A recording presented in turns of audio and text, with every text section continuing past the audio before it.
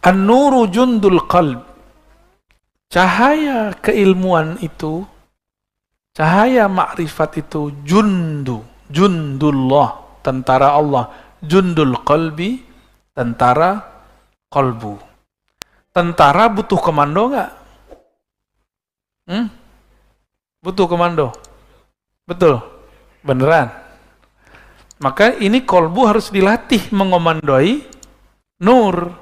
Butuh mursyid, syekh yang membimbing dia.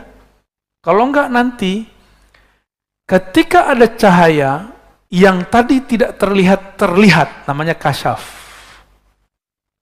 Paham? Kalau sesuatu terlihat, kolbunya belum terlatih, nanti kolbunya akan tersesat pada kasyaf syaitan. Karena kasyaf ini terbagi. Ya, kasyaf, apa arti kasyaf? Terbukanya tabir gaib. Kasyaf ya. Terbukanya tabir gaib. Kasyaf ini ada kasyaf syaitani. Bukan Pak Tony ya. Jangan tersinggung nanti Pak Tony. Ada kasyaf, udah banyak ini ya. Malaki.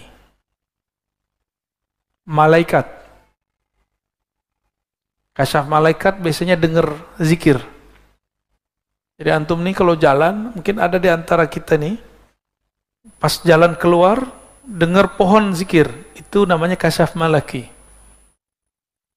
Ya. Atau seakan-akan terbawa ke alam lain, lalu melihat ada sekelompok komunitas di alam yang kita tidak tahu alamnya, mereka sholat, mereka zikir. Ya. Itu namanya malaki. Asik Pak, alam-alam begini nih asik. Termasuk yang syaitoni ini asik.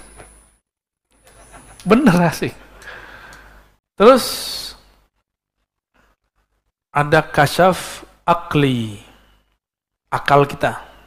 Yang paling tinggi kasyaf ilahi.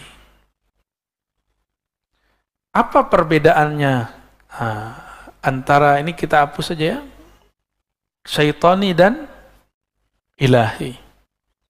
Perbedaannya cuma satu.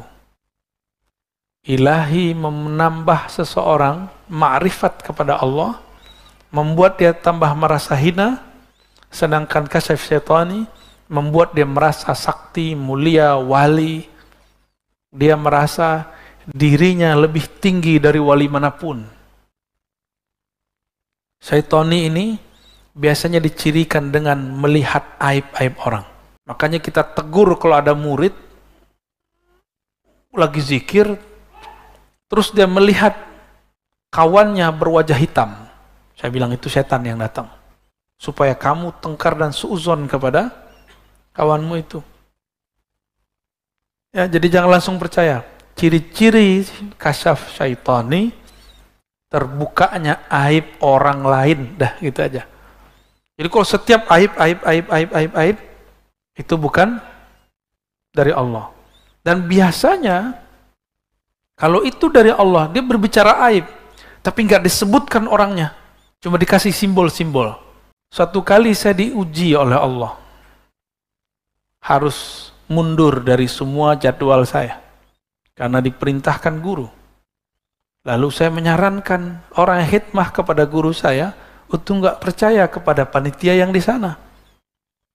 Karena mereka, menurut saya tidak terpercaya. Tapi saya dianggap su'ul adab, dan saya ridho.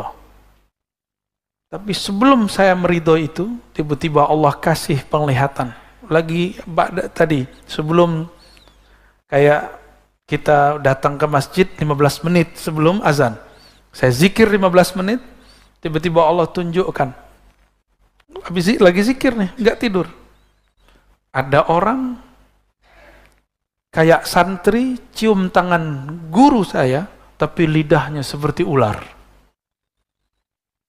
Tapi orang ini nggak kelihatan wajahnya siapa. Nah ini berarti dari Allah. Karena saya tidak kemudian bersuuzon kepada siapapun. Cuma kemudian mencari-cari ini siapa. Karena Allah Ta'ala yang menurunkan, maka kita katakan, ya Allah, bimbing aku di jalan. Jangan sampai menyalahkan orang yang tidak salah. Bantu menyelesaikan masalah. Ternyata betul, bertahap Allah bukakan siapa orangnya. Tanpa perlu saya ngomong. Jadi kalau kasyaf dari Allah, nggak bisa direncanakan, Pak. Penciriannya apa yang paling penting? Tidak menyebutkan aib seseorang secara jelas. Gitu ya. Nanti antum nih, zikir. Tiba-tiba ngelihat di jidat kawan kita ada noda hitam. Nah, itu dari setan tuh. Ya. Itu dari syaitan. Pastikan dari setan. Karena jelas ada orang di situ. Tapi kalau kita tiba-tiba melihat ada sesuatu, orang lagi zikir, tapi kepalanya berubah, tapi kita nggak tahu siapa orangnya. Tunggu aja, nanti juga ada. Cahaya itu tentara kolbu. Kama anna zulmata jundun nafs. Sebagaimana kegelapan adalah tentara jiwa, diri, nafsu. Berarti ada dua tentara ya. Tentara dalam bab ini, itu persis seperti tentara dalam pemahaman militer. Dia punya serangan. Itu zulmah, kegelapan ini. Dia bisa menyerang, Pak. Masuk lewat pikiran, masuk lewat telinga, masuk semua. Dan serangannya bertubi-tubi. Kalau orang berzikir dengan nafsunya, pengen jadi wali, nanti pas lagi zikir, kamu wali, kamu wali, kamu wali. فَإِذَا أَرَضَ اللَّهَ أَيَّنْصُرَ عَبْدَهُ أَمَدَّهُ بِجُنُودِ الْأَنْوَارِ. Ciri-ciri orang yang diselamatkan Allah, Allah kirim tentara cahaya, tentara ma'rifat, tentara laduni. Ciri-ciri orang itu tidak diselamatkan oleh Allah. Allah biarkan dia bergejolak, bergelimang dengan kegelapan dan selainnya. Sama-sama zikir, tapi sekarang sibuk dengan kasyaf. Sibuk dengan urusan jin. Sibuk dengan urusan-urusan yang menghalangi dia kepada Allah Subhanahu wa Ta'ala. Berarti dia sedang terjebak pada madaduz zulmi wal aghyar. Dan itu banyak, Pak, dari dulu. Dari dulu orang-orang yang ingin belajar zikir terhalang di bab ini. Sama-sama melihat yang gaib. Bedanya yang ini asik dengan kegaibannya, sedangkan yang pertama ini asik dengan yang maha gaib. Allah Subhanahu. Yang gaib-gaib itu asik ya.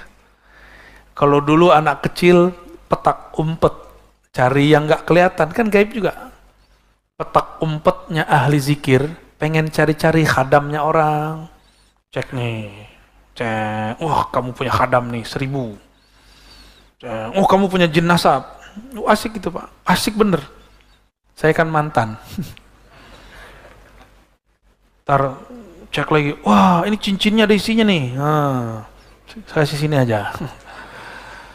Maka kalau Bapak Ibu nih simpan benda-benda yang diisi-isi,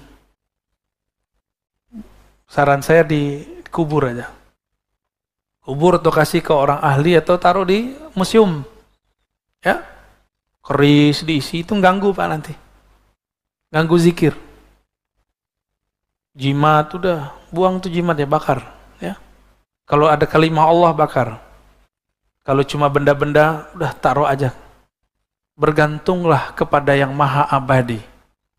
Jangan bergantung lagi kepada yang tidak abadi. Tawakkalu 'alal hayyil ladzi la yamut. Kalau engkau hendak bergantung bertawakal, bertawakallah kepada yang hidup tidak pernah mati. Bertawakal, berserah kepada guru, guru bakal mati. Sudah berapa banyak murid-murid jamaah, murid tarekat, murid zikir, kelimpungan sekarang gurunya mati. Wafat syekhnya. Jangan bergantung sama guru.